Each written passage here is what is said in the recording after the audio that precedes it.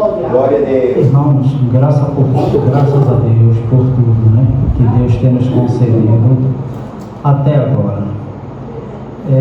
Esta leitura que nós temos feito, que está aqui no livro de João, capítulo 14, versículo 16 e 17, a qual eu vou ler mais uma vez, que diz assim: E eu rogarei ao Pai, e Ele vos dará outro Consolador, a fim de que esteja para sempre convosco, o Espírito da verdade, que o mundo não pode receber, porque não o vê, nem o conhece. Vós o conheceis, porque Ele habita convosco e estará em vós. Esta passagem bíblica, ela se deu quando Jesus naquele momento, quando o apóstolo Paulo lá em 1 Coríntios capítulo 11, que diz, na noite que Jesus foi traído, ou seja, esta era a noite antes dele ser preso e crucificado, Então, após a celebração da ceia, que está no capítulo 13 deste livro de João, Jesus dá uma série de instruções, a seus discípulos. E no meio dessa instrução que ele dá aos seus discípulos, ele fala sobre aquele que ele e o Pai haveria de enviar, que nós sabemos que é o Espírito Santo. Então, Jesus, nesta passagem, ele diz que ele não deixaria os discípulos órfãos, mas que ele haveria de, ao retornar ao céu, ele rogar ao Pai para que o Pai mandasse o que Jesus chama de Consolador, para que este Consolador estivesse com eles, com os discípulos e com a igreja para todo sempre, Amém. Porque Jesus, como homem, ele veio especificamente com uma função de ser revelado pelo Pai como o Salvador, ter aquele seu período de ministério, cumprir a obra da salvação, que era ser entregue para morrer na cruz e ressuscitar ao terceiro dia. Então Jesus ele veio vamos dizer assim, com um período de tempo estabelecido, assim, em certo ponto curto, que segundo muitos comentaristas, Jesus ele viveu até os 33 anos de idade. Mas então ele, por ocasião da sua obra, a que ele veio fazer, ele tinha um tempo estabelecido de estar aqui com a igreja, Mas a igreja precisaria de alguém como ele, que pudesse estar com ela por toda a existência, E a palavra de Deus nos revela que é o Espírito Santo, O Consolador. Então, irmãos, é sobre o Espírito Santo, esta pessoa, que alguns chamam de a terceira pessoa da Trindade, que eu queria, junto com os irmãos, meditar um pouco nele, É claro que o que eu vou falar não é o mínimo, quer dizer, eu posso assim, não é o mínimo do que ele é, porque ele é infinito, Mas o que eu queria meditar aqui com os irmãos e com os ouvintes, que ouvirá, né, esta mensagem posteriormente, aquilo, né, que a Bíblia, alguns atributos do Espírito Santo que a Bíblia revela. E junto, né, e para começar esta reflexão, né, eu queria primeiro dizer o que o Espírito Santo não é, para depois eu dizer o que ele é, né, e dar algumas definições. Primeiro, eu queria dizer que ele não é uma força, como alguns grupos religiosos, né, entendem ele ser. Porque tem grupos religiosos que diz que o Espírito Santo, é a força ativa de Deus. Em outras palavras, é o poder de Deus, é a forma como, é aquela energia que Deus usa para criar, né? Para criar. Então, primeiro, ele não é uma força, algo impessoal, não é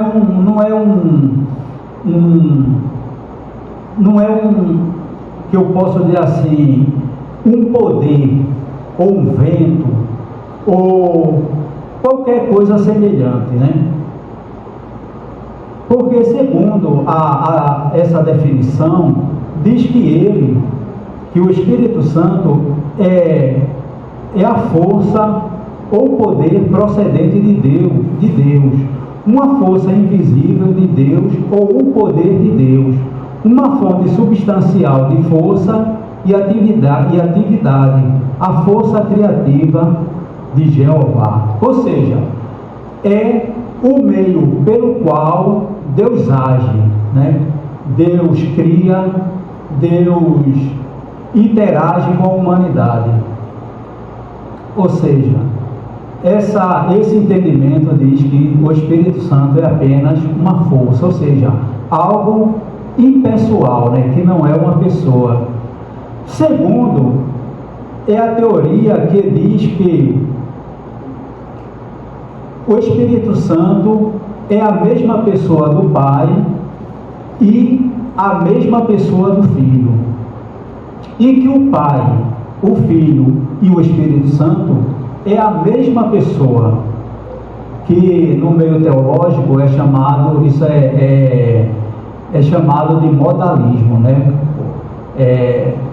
Porque diz que Deus se revelou no Antigo Testamento como Pai, nos Evangelhos como Filho e no livro de Atos como Espírito Santo, ou seja, a mesma pessoa, só que tendo diferentes manifestações ao longo do tempo, ou seja, sendo a mesma pessoa. Alguns grupos defendem isto, e isto não é a forma correta de se entender quem é o Pai, quem é o Filho e quem é o Espírito Santo, né? Outro ponto também que eu não vou dizer que alguém defenda isto, mas que pensa ser. Ou seja, o Espírito Santo não é um óleo. Não tem aquela palavra, não tem a passagem lá de Efésios, capítulo 5, versículo 18, que diz: enchei-vos do Espírito Santo. Então, algumas pessoas tratam o Espírito Santo como se fosse um óleo, ou como se fosse um bálsamo, como se fosse um líquido, como fosse semelhante àqueles que defendem que o Espírito Santo é uma força ativa, que o Espírito Santo é algo, é um ser, é algo que, quer dizer, é algo impessoal, que a gente, por exemplo, pede a Deus, clama a Deus e Deus derrama como fosse um óleo sobre nós, nos ungindo, e esse óleo é o Espírito Santo. Não é assim. O Espírito Santo, o ensino bíblico defendido pela maioria dos teólogos e que tem fortemente base na Bíblia é que o Espírito Santo é uma pessoa, é um ser. Assim como nós somos pessoas, um ser vivo que fala, que ouve, que pensa, o Espírito Santo, ele é uma pessoa que fala, que pensa, que quer, que deseja, sente emoções. Depois a gente vai trazer alguns versículos sobre isso.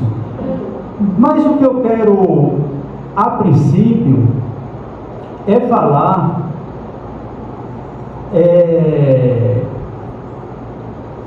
do que os teólogos chamam de a Santíssima Trindade: o Pai, o Filho e o Espírito Santo.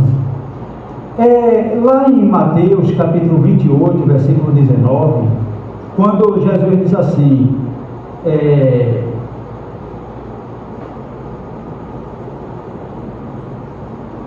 batizando em nome do Pai e do Filho e do Espírito Santo,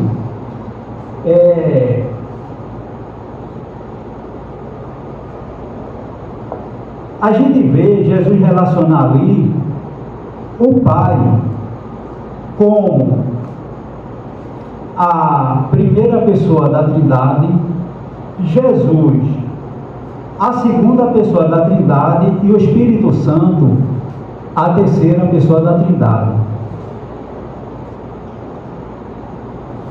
Só que a Bíblia diz que Deus é um só Deus. É um só Deus. Mas a Bíblia também diz que existe o Pai, existe o Filho e existe o Espírito Santo.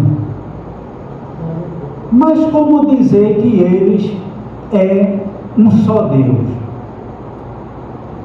Porque sabemos, irmãos, que as três pessoas divinas, da Trindade, elas são iguais, elas são inseparáveis no ser, elas são coeternas e consubstanciais, né?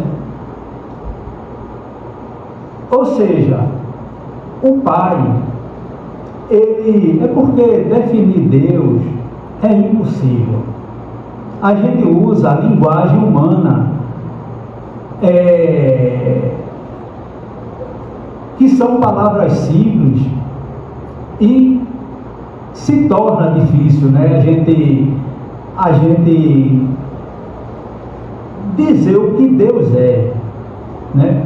Mas sabemos que Deus, ele é eterno, ele é todo-poderoso, ele é infinito. E da mesma forma que o Pai é eterno e infinito, o Filho também é eterno e infinito. E o Espírito Santo é eterno e infinito. Então, por os três ser eterno e infinito, eles não têm diferença entre eles. O Pai não pensa uma coisa, o Filho outra e o Espírito Santo outra. Todos têm o mesmo entendimento, o mesmo querer, a mesma sabedoria. Então, por isso que os três são infinitamente iguais, que eles são considerados um Deus, mesmo sendo três pessoas. Três pessoas. Agora, irmão, como eu falei, que, olhe, não é a Bíblia que diz, é uma definição teológica, quando chama de o Pai a primeira pessoa da Trindade, o Filho a segunda pessoa e o Espírito Santo a terceira pessoa. Porque se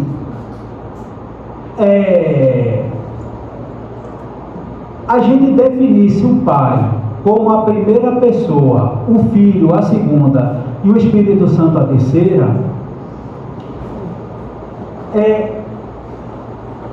lá no livro de 2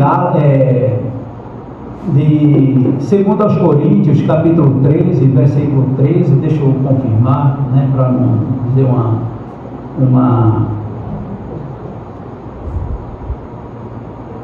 uma citação errada, deixa eu ver, capítulo 13, versículo 13, naquela passagem que é chamada de a bênção apostólica, Paulo diz aqui: a graça do Senhor Jesus Cristo e o amor de Deus e a comunhão do Espírito Santo seja com todos vós. Veja que na fórmula batismal, Jesus coloca o Pai em primeiro, o Filho em segundo e o Espírito Santo em terceiro. Mas aqui na bênção apostólica, Paulo coloca Jesus, o Filho, em primeiro, o Pai em segundo e o Espírito Santo em terceiro. Então, isso quer dizer que não há o maior entre eles. Todos são iguais, certo? O Pai é igual ao Filho, e o Filho é igual ao Espírito Santo, e o Espírito Santo é igual ao Pai. Agora, a questão é: e por que a Bíblia chama de Deus o Pai e Jesus o Filho? Porque sabemos, né, que vamos dizer, na hierarquia natural, o Pai, ele é superior ao Filho, não é isto? O Pai, ele está, vamos dizer assim, acima do Filho. Mas temos que entender, irmãos, que no plano da salvação,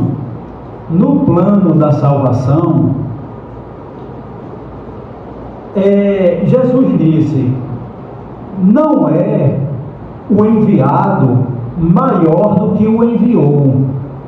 Querendo dizer o quê? Que o que envia é maior do que o que enviou.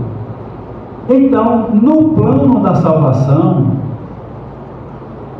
Deus é o Pai e Jesus é o Filho, certo? E o Espírito Santo é aquele que haveria de ser enviado.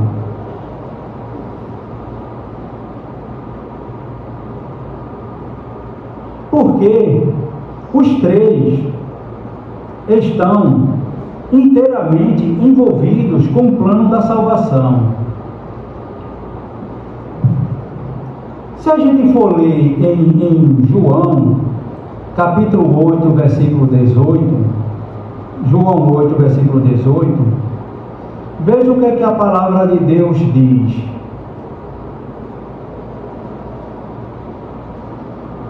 Isso aqui é Jesus falando: eu sou o que testifico de mim mesmo, e de mim testifica também o Pai que me enviou.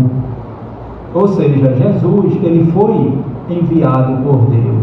Enviado para quê?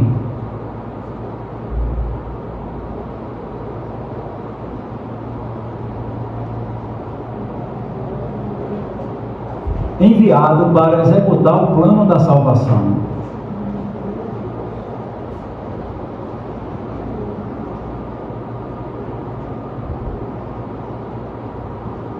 Então, Deus, o Pai, enviou o Filho. Em 1 Timóteo, capítulo 1, versículo 15, o apóstolo Paulo diz assim: que Cristo Jesus veio ao mundo. Esta é uma palavra fiel e digna de toda aceitação. que Cristo Jesus veio ao mundo para salvar os pecadores, dos quais eu sou o principal. Então ele diz aqui que Cristo Jesus veio ao mundo para salvar os pecadores. E em João, capítulo 14, versículo 16,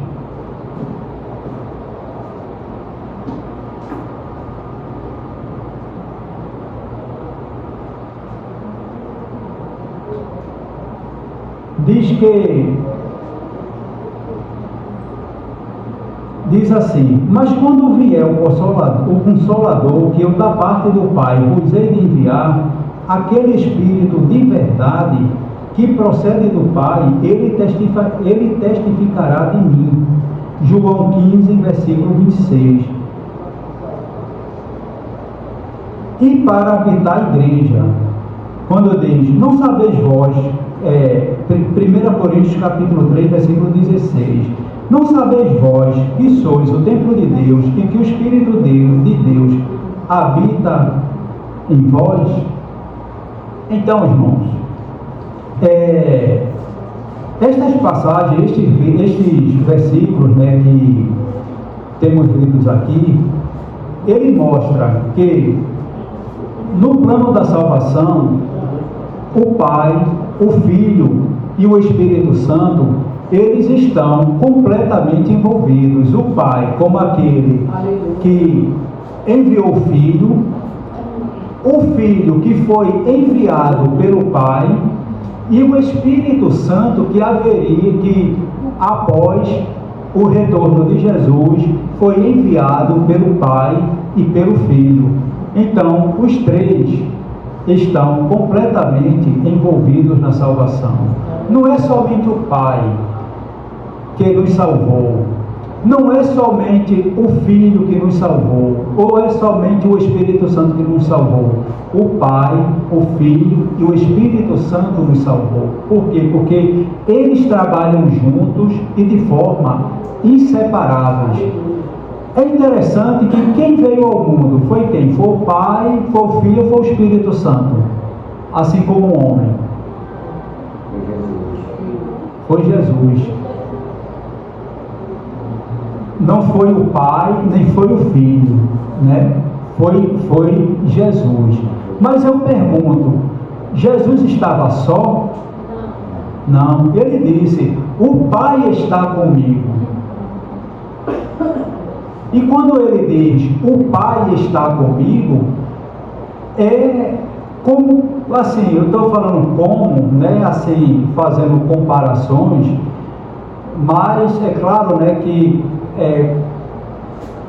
se referindo a Deus, fica difícil da gente usar palavras, mas eu quero dizer assim, é como se o Pai, ele em pessoa, estivesse ali, assim, no Filho, que ele estava ali, o Espírito Santo estava ali. A Bíblia lá no livro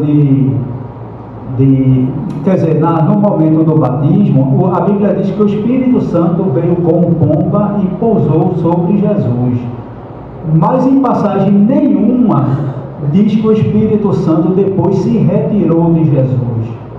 Então os três estavam ali, o Filho em carne, em corpo como o nosso, e o Espírito Santo e o Pai ali no Filho. O Pai estava no céu, mas a presença dele ali no Filho estava completamente presente. Estava completamente presente.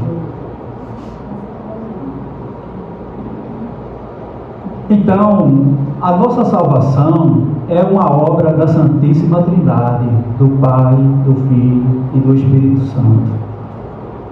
E lembrando que o Pai, quer dizer, que o Espírito Santo, ele não é uma força, não é uma energia, não é um óleo, ou um bálsamo, né, como alguns chamam, ele é uma pessoa. Ele é uma pessoa. E é uma pessoa junto com o Pai, que é, vamos dizer, outra pessoa, e o Filho, que é outra pessoa, mas os três são um, porque são iguais em tudo. Não tem um mais majestoso do que o outro, não tem um mais excelente do que o outro, os três são iguais. Certo? Os três são iguais.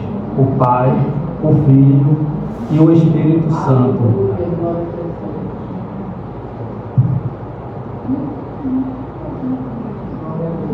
Agora,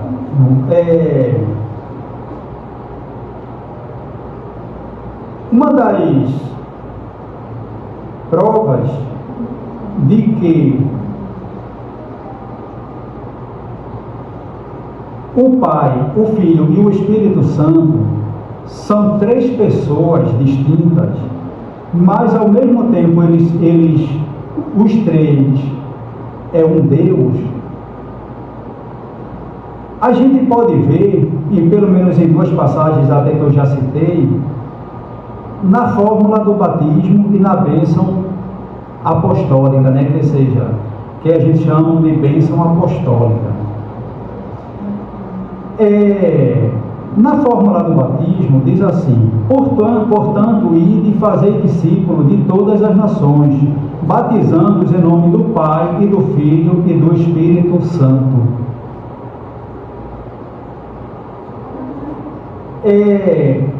Isto é uma prova que os três, como já tenho falado, os três são iguais. Porque, de forma alguma, nessa autoridade, iria incluir o Pai, vamos dizer, o Pai, o Filho e o anjo Miguel, o arcanjo Miguel. O Pai, o Espírito Santo e o anjo Gabriel. O Pai, o fato em que o nome do Pai e do Filho e do Espírito está na mesma autoridade, isso mostra a autoridade que os três têm, iguais, o Pai, o Filho e o Espírito Santo. E também na bênção apostólica, quando diz, né, a graça do Senhor Jesus Cristo e o amor de Deus e a comunhão do Espírito Santo seja com todos vós. Então mostra que o Pai, o Filho e o Espírito Santo, eles são iguais. O seu nome tem a mesma autoridade. Agora, irmãos, como eu falei,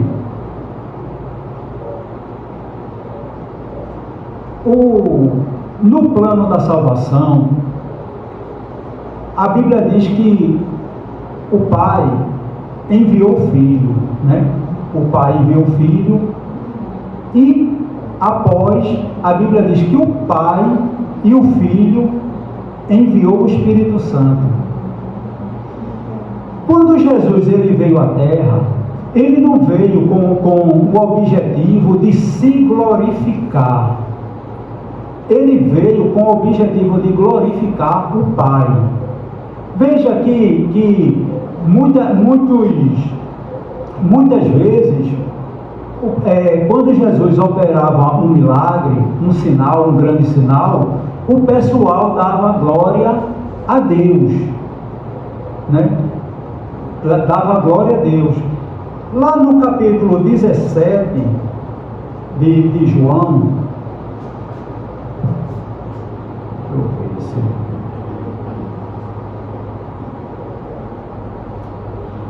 no capítulo 17 de João, isso aqui é a oração de Jesus ao Pai. No versículo 3 e versículo 4, a Bíblia diz assim: e a vida eterna é esta, que te conheçam a ti, o único Deus verdadeiro, e a Jesus Cristo, a quem enviaste. Aí no versículo 4, Jesus diz assim: eu te glorifiquei na terra, consumando a obra que me confiaste para fazer. Ou seja, Jesus, o objetivo de Jesus era glorificar ao Pai, certo? Só que quando Jesus, quando o Pai e o Filho, ele envia o Espírito Santo, veja o que é que em João capítulo 15, versículo 26, a Bíblia diz: mas quando vier o Consolador, que é o Espírito Santo, que eu da parte do Pai vos hei de enviar, aquele Espírito de verdade, que procede do Pai, ele testificará de mim.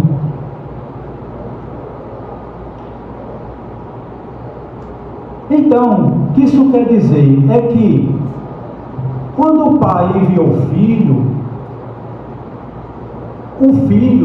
o objetivo do Filho era glorificar o Pai. E quando o Pai e o Filho enviou o Espírito Santo, o objetivo do Espírito Santo era glorificar o Filho. Olha, veja que comumente na igreja, normalmente o que é que a gente, quando a gente louva a Deus, o que quase que naturalmente a gente expressa glória a Deus, glória ao Pai e glória a Jesus, glória ao Filho. Quase sempre, não estou dizendo que todo mundo é assim, eu estou dizendo assim que o que acontece mais é que na hora da glorificação, quase sempre a tendência de muitos de nós não é dizer glória ao Espírito Santo. Por quê? Porque o objetivo do Espírito Santo não é glorificar-se a si mesmo, é glorificar o Filho e ao Pai, vamos dizer assim. Agora, é bom entender, irmão, o seguinte, que quando nós louvamos a Deus, ao Pai, nós louvamos ao Filho e ao Espírito Santo. Quando nós louvamos a Jesus, nós louvamos a Deus, ao Pai e ao Espírito Santo.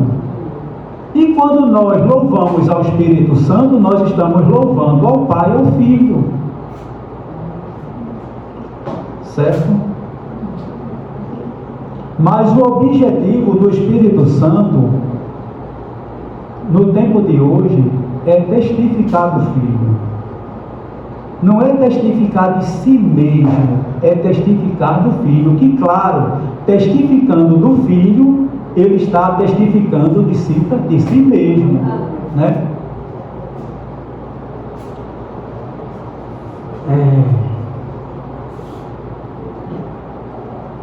Agora, é interessante que vamos para um texto um tanto difícil, né? Mas dentro da minha limitação, né? Vamos ver se a gente pelo menos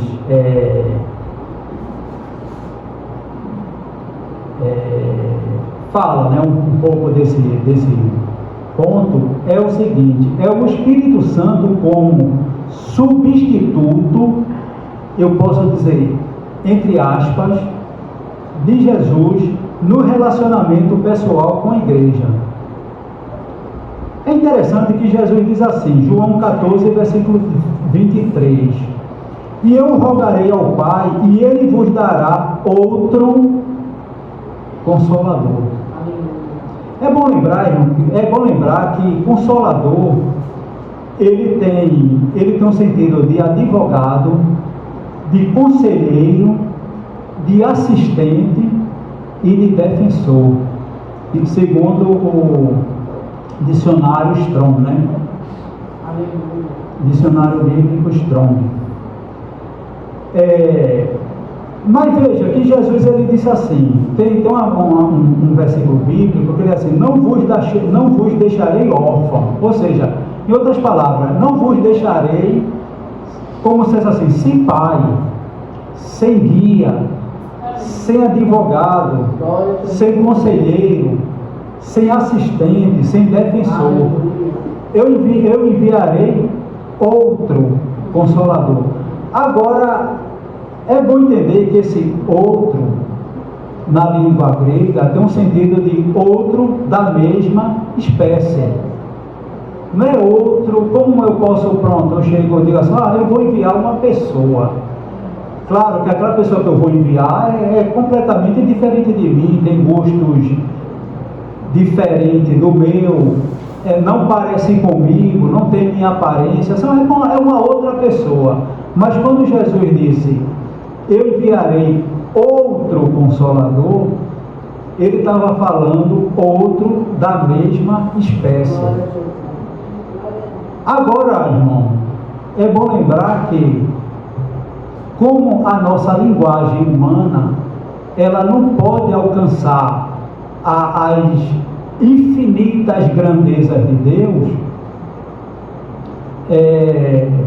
essa palavra outro, se referindo ao Pai, não, neste caso, ao Filho e ao Espírito Santo, eu entendo que na linguagem infinita de Deus, essa palavra outro, ela foi dada, porque foi colocado para que a gente entendesse. Mas, porque quando a gente fala outro, dá a entender como fosse outra pessoa diferente da gente, né? Mas o Pai, o Filho e o Espírito Santo, eles são iguais. Ele não tem um maior do que o outro, certo? E não há diferença entre um e outro, né? Porque é bom lembrar que o Espírito Santo também, ele possui a mesma essência do Pai e do Filho.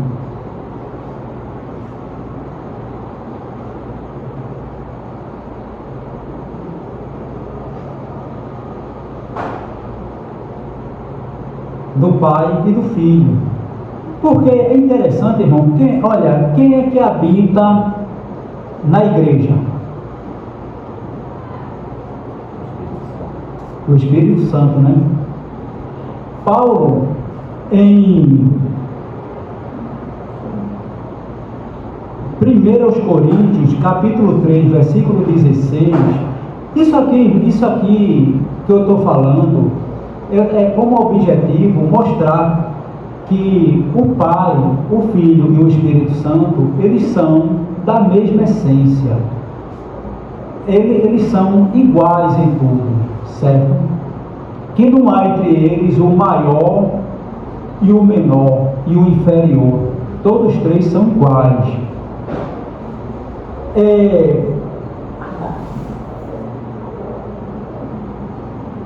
Em 1 Coríntios, capítulo 3, versículo 16, veja o que é que a palavra de Deus diz.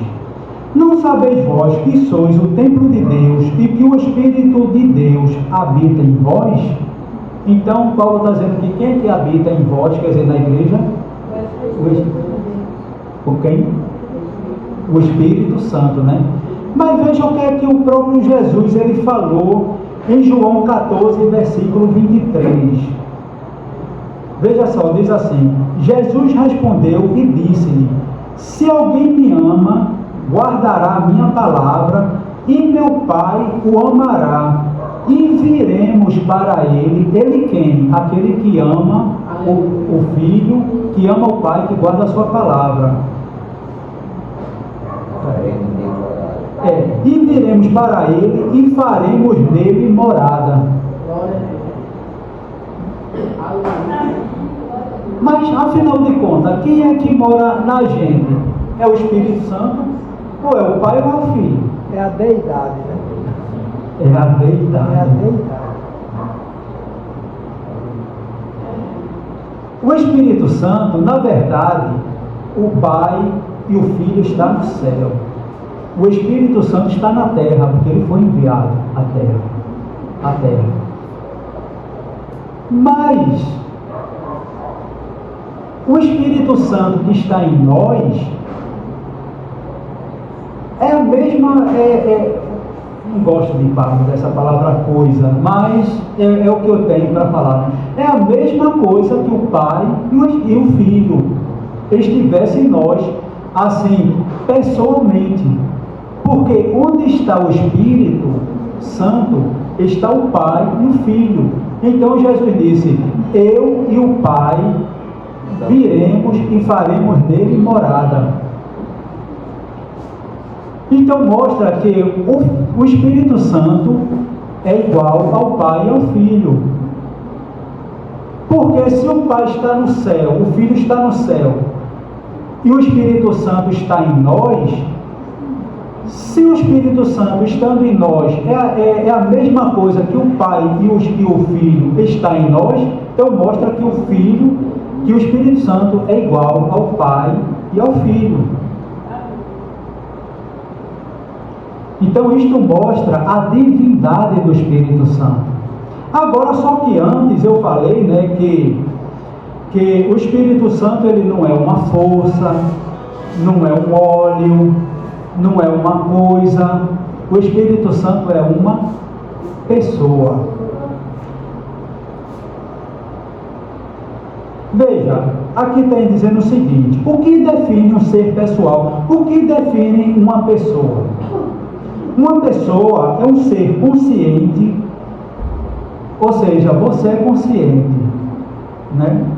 Nós somos conscientes, com arbítrio próprio, ou seja, nós temos desejo, nós temos vontade. Aí diz assim: e partindo do princípio que apresenta plena capacidade mental é responsável pelos seus atos. E alguns sinônimos da palavra pessoa é personagem, individualidade, personalidade, indivíduo ou ser. Ou seja, o que é que a gente define algo como um ser, como uma pessoa? Quando essa pessoa tem intelecto, vontade e emoção. Veja, o Espírito Santo, ele fala. Eu pergunto, os animais falam? Não, eles emitem sons, né? Sons, de acordo com a sua espécie. As árvores falam? Não falam. A lua fala, o sol, ou qualquer obra da criação fala? Não. O que fala é o quê? São os seres humanos, as pessoas, seres humanos. O Espírito Santo fala em Atos capítulo 13, versículo 2, quando lá em Antioquia os irmãos estavam reunidos, lá no capítulo 13, versículo 2, diz assim: e servindo eles ao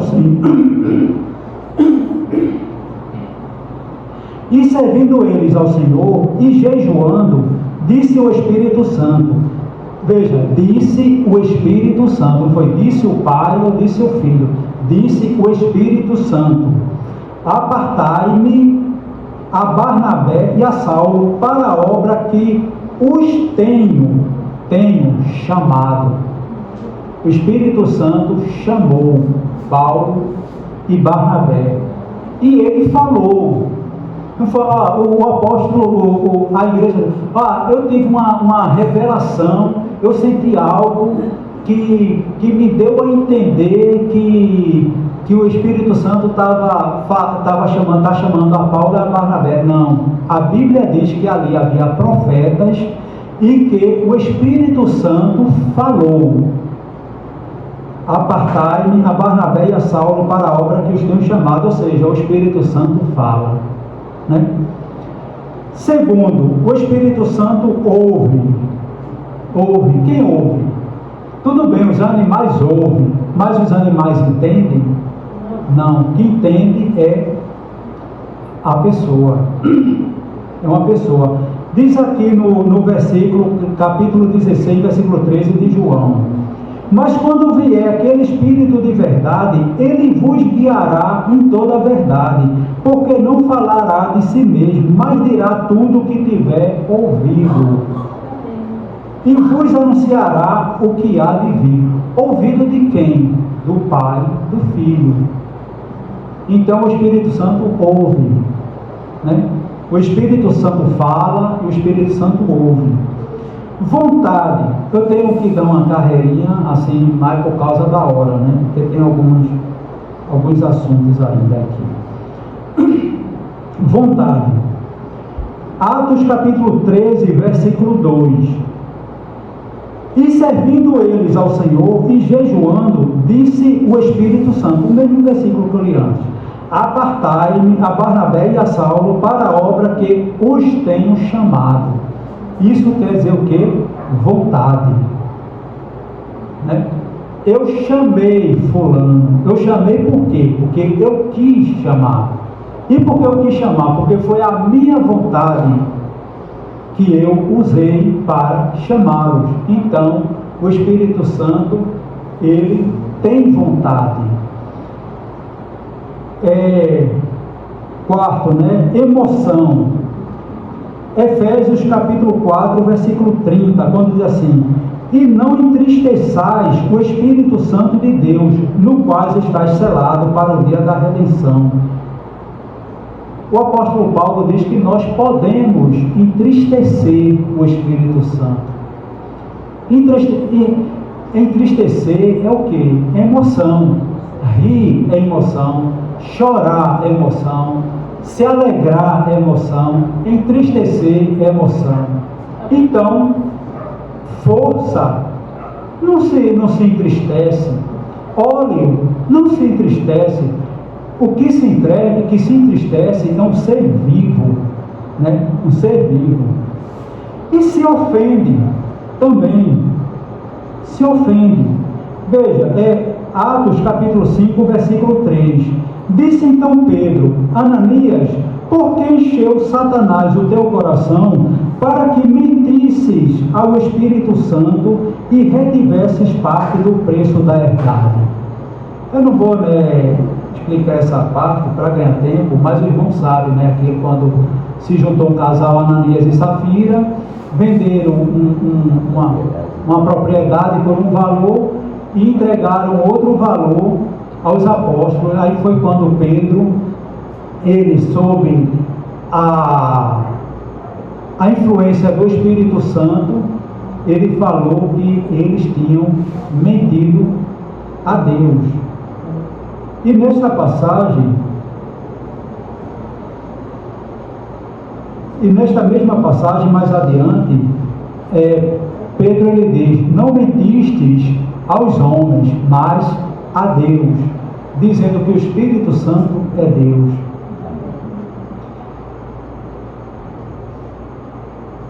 Agora vamos ver objetivos do Espírito Santo, né? Qual é o objetivo do Espírito Santo? Ter sido enviado para nós, a Igreja do Senhor. Primeiro, peguei só algumas ações do Espírito Santo aqui. Primeiro, eu já falei, né? Glorificar Jesus como este fez ao Pai. Isso aqui eu já falei, né? Que o Espírito Santo ele foi enviado para glorificar o Filho, né? Segundo, evangelizar. Em João capítulo 16, versículo 8, Jesus disse: e quando ele vier, o Espírito Santo convencerá o mundo do pecado e da justiça e do juízo. Ou seja, é ele que nos convence, né? Do pecado, da justiça e do juízo. Ou seja, ele nos mostra o nosso pecado, ele nos mostra a justiça de Deus e ele mostra o juízo vindouro. Coisas que o mundo não entende nada disso, mas a igreja entende porque o Espírito Santo lhe revelou, né? Então, irmãos e irmãs, quando qualquer um de nós disser Jesus me salvou da perdição e me deu a herança eterna, saiba que você só sabe disso porque o Espírito Santo lhe revelou. Porque senão você estava como um mundo alheio aí, sem nem pensar e entender o que significa isso. Em João capítulo 16, versículo 13, diz que ele nos guia na verdade. Quando ele diz assim: mas quando vier aquele Espírito de verdade, ele vos guiará em toda a verdade, porque não falará de si mesmo, mas dirá tudo o que tiver ouvido, e vos anunciará o que há de vir. O fato, né, da gente andar na verdade é o Espírito Santo que nos faz, né, andar na verdade, que nos faz saber a verdade. Certa vez, Jesus perguntou aos discípulos: quem dizem os homens que eu sou? Aí os discípulos disseram: uns dizem que tu é João Batista, que tu é Elias, que tu é um dos profetas, que tu é Jeremias. Aí Jesus perguntou: e vós, quem dizeis que eu sou? Mateus capítulo 16, né? Aí Pedro diz: tu és o Cristo, o Filho de Deus vivo. Qual foi a resposta de Jesus para Pedro? Foi por acaso: Simão, Pedro, tu é muito inteligente, tu é muito esperto por ter entendido isso. Foi isso que ele disse? Não. Bem-aventurado és tu, Simão Barjona, porque não foi a carne nem o sangue, ou seja, não foi o teu próprio entendimento que te revelou, mas o Pai que está nos céus, que ele te revelou que eu sou o Cristo. Então ele é que nos faz entender que Jesus é o Cristo.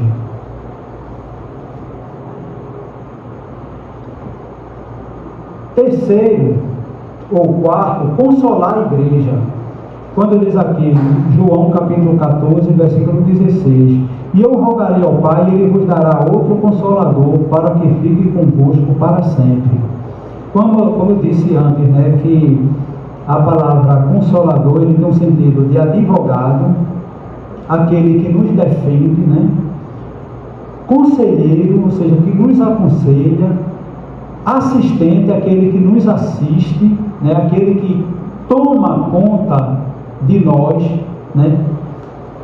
E defensor, aquele que cuida de nós e que nos protege. Interceder pela igreja, ele é o nosso intercessor, né? Como diz em Romanos 8, versículo 26, quando diz assim: e da mesma maneira também o Espírito ajuda as nossas fraquezas, porque não sabemos o que havemos de pedir como convém, mas o mesmo Espírito intercede por nós com gemidos inexprimíveis, né? Então ele é um intercessor nosso, né? Assim como a Bíblia fala também que Jesus é nosso intercessor. O Espírito Santo também é nosso intercessor. E para concluir, o último ponto, o Espírito Santo como garantia da salvação. Ou seja, é Ele quem garante a nossa salvação. Como? O apóstolo Paulo, em Efésios, capítulo 1, versículo 13 e 14, Paulo ele diz que ele é o selo e no versículo 13 e no versículo 14, Paulo diz que ele é o penhor. Veja, diz aqui, o selo, aqui é Efésios, capítulo 1, versículo 13. O evangelho da vossa salvação, tendo nele também Cristo, fostes selados com o Espírito, com o Santo Espírito da promessa. De acordo, né, com o dicionário Strong, né, diz assim: na cultura antiga, o selo servia para garantir a autenticidade e a segurança de um documento ou objeto e para torná-lo inviolável. Quando Jesus ele foi sepultado, os fariseus, né, os líderes religiosos, com a conversa de colocar lá pessoas tomando conta do túmulo, né, para os seus discípulos não irem lá e roubar o corpo de Jesus, pediu que mandasse guardas. Pilatos mandou uma guarda e ainda a Bíblia diz que ele selou com seu selo. Ou seja, quando um imperador, quando um rei, ele selava uma mensagem, uma carta ou algo com seu selo, aquilo se tornava seguro e inviolável. E quem tentasse quebrar o selo seria preso e condenado. Então, o Espírito Santo é o nosso selo, ou seja, é a nossa garantia de salvação. Ele nos selou, nós fomos selados com o Espírito Santo. Então, isso garante, né? Garante a nossa salvação. E também o penhor. Os irmãos sabem, né, muito bem o penhor, que antigamente eu lembro, né, que se falava muito em penhorar. Hoje eu não vejo muito, né, pelo menos eu não vejo muito se falar disso. Mas antes, alguém queria um dinheiro emprestado, aí chegava lá, dava um objeto de valor, né, para que, se a pessoa não pagasse, aquela pessoa que estava emprestando o dinheiro ficava com o objeto, né, com o objeto. Então, ou seja, aquele penhor era a garantia de que aquilo seria pago. Então, o Espírito Santo, ele é a garantia que Deus nos deu da salvação eterna, de que nós estaremos com Ele para todo sempre. Amém. Ele é o penhor, né? Ele é o penhor. É como hoje, né? A gente faz muitas vezes uma compra, a gente manda alguém fazer um móvel. Um exemplo, a gente manda alguém fazer um móvel. Aí a gente dá a metade, né? A metade do valor como garantia, né? Que aquela pessoa não vai ter prejuízo. Quando a gente receber o móvel, aí a gente dá o restante do valor. Então, ou seja, o Espírito Santo, ele nos foi dado como uma garantia da parte de Deus. É interessante, né, que só a palavra de Deus seria o suficiente para nos garantir. Mas ele não só falou que já era suficiente a sua promessa, como também ele nos deu o penhor, ou seja, ele nos deu a garantia de que nós seremos salvos. Então, irmãos, o Espírito Santo, ele é tudo para nós. Ele é tudo para nós. Ele é Deus, igual ao Pai e ao Filho. Ele é uma pessoa. Ele é uma pessoa. Ele não é um objeto, um vento. Embora, né, que espírito, né, tem um sentido de vento, mas ele não é um vento como esse que a gente sente quando estamos correndo ou andando principalmente. Ele não é um óleo, ele é uma pessoa. E quando diz assim, enchei-vos do Espírito Santo, não está dizendo, deixe Deus derramar aquele óleo em você. Não. Tem um sentido de deixe o Espírito Santo reinar sobre a sua vida. Deixe o Espírito Santo lhe guiar. Deixe o Espírito Santo se apoderar de você. Isso tem um sentido de encher-se do Espírito Santo. Veja, interessante que quando aqueles discípulos, né, que estavam lá, com medo dos judeus após a ressurreição de Jesus, aqueles discípulos, né, medrosos, quando o Espírito Santo se apoderou deles, eles eram outra pessoa, não tinha medo de ser preso, não tinha medo de ser chicoteado, e é interessante que alguns deles foram chicoteados, em vez de sair de lá reclamando, mas Senhor, que ser crente é ser dessa forma, levar chicote, o Senhor é Deus, o Senhor é soberano, porque o Senhor não impediu. Foi isso que eles falaram? Não. Eles saíram alegres, porque foram julgados dignos de sofrer por amor de Jesus. Então, ou seja, eram outras pessoas. E por quê? Porque o Espírito Santo se apoderou deles.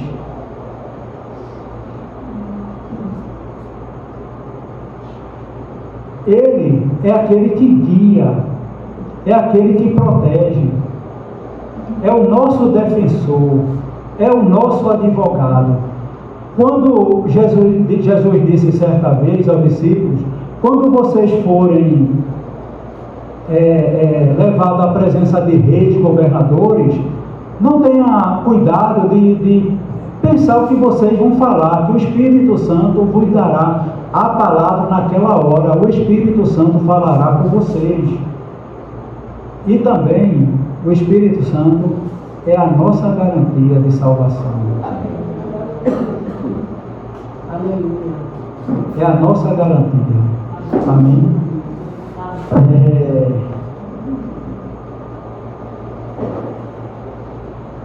Que essas palavras possamos meditar e saber, né, e entender biblicamente que o Espírito Santo é uma pessoa igual ao Pai, ao Filho, igual ao Pai e ao Filho, e que Ele é aquele que está conosco todos os dias até a consumação dos séculos. Amém? Pastor, o senhor permite só uma observação que seria interessante? Sim, pode falar. E algumas citações, eu acredito que o senhor explicou muito bem, honra e glória para Jesus, mas que algumas pessoas confundem o que o Espírito Santo não é com alguns símbolos que a Bíblia cita. Então seria importante se o senhor pudesse frisar essa questão, que em alguns textos fala dele como sendo o símbolo, a pomba, né? Foi apenas uma manifestação e uma simbologia. Certo. E aí nós temos o fogo, a água e o próprio óleo, né? Então, para que os irmãos não confundam, existe esse fator dos símbolos, que não é só uma pregação, não é só um contexto do mundo pentecostal, mas está na Bíblia, né? Agora, não como sendo o Espírito Santo, como o Senhor deixou bem claro, né? Mas que que são símbolos que a Bíblia cita. Por exemplo, como no dia de Pentecostes, diz que desceu como que o vento. Eles ouviram, né? Que eles veemente e impetuoso. Viram sobre ele línguas repartidas como de fogo, né? de fogo. Então são símbolos. E aí alguém pode ficar nessa dúvida, né? Porque na Bíblia tem, se o senhor puder, com toda a liberdade ainda de explicar esse detalhe, isso é interessante. Não, foi muito bom, ótimo, muito bom, né? Porque, como eu falei, né, que às vezes algumas pessoas têm o Espírito Santo muitas vezes como um óleo, um bálsamo, algo, é porque Deus, ele se revelou como, assim, muitas das suas coisas, vamos dizer assim, como através de símbolos, né? o Espírito Santo, lá no batismo de Jesus, ele desceu, a Bíblia diz que em forma corpórea, como pomba, né? Mas isso não quer dizer que o Espírito Santo é uma pomba, né? Foi apenas uma manifestação do Espírito Santo naquele momento, porque em parte nenhuma da Bíblia o Espírito Santo se apresenta como pomba, né? Pronto, por exemplo, quando no Pentecostes, no capítulo 2 de Atos, o Espírito Santo poderia ter descido sobre os discípulos como pomba, né? Assim como desceu sobre Jesus, mas ele já veio como numa aparência, a Bíblia chama de línguas, que parecia com fogo. Então veja, outro símbolo, a passagem que eu falei, né, de enchei-vos do Espírito Santo. Esse encher realmente tem um sentido de como de um óleo mesmo, mas o Espírito Santo não é um óleo. Então a Bíblia ela traz simbologias acerca do Espírito Santo, como do próprio Jesus. Lá no livro de Apocalipse, né, no capítulo, se eu não me engano, é o capítulo 7, diz que João, o ancião, ele fala para João: eis o leão da tribo de Judá, né? Então, um leão. E a aparência de Jesus é um leão? Não. Aí diz que quando João olhou, viu um cordeiro como tendo sido morto. Aí a questão a aparência de Jesus é de um leão ou é de um cordeiro? De nenhum dos dois. É simplesmente um sentido figurado, né, da pessoa de Jesus, que ali tem toda uma simbologia, né? Porque João, quando viu, João não viu um cordeiro lá, um animal. Jesus viu a Jesus, mas João retrata como um cordeiro. Então o Espírito Santo, ele foi retratado, ou seja, ele é retratado na Bíblia através de alguns símbolos, e o Filho também, né? Como até quando Deus apareceu lá no monte, né, assim que o povo viu aquele fogo lá em cima do monte, diz que Deus havia descido sobre o monte. Mas Deus é fogo? Deus é um fogo? A Bíblia não diz que Deus é um fogo, assim, no sentido de um fogo como a gente vê um fogo. Então aquilo ali era um símbolo. Sentido literal. Não é um sentido literal, é um símbolo, né? Então, para ficar mais, vamos dizer, clarear, né, sobre isso. Amém? Deus continue abençoando.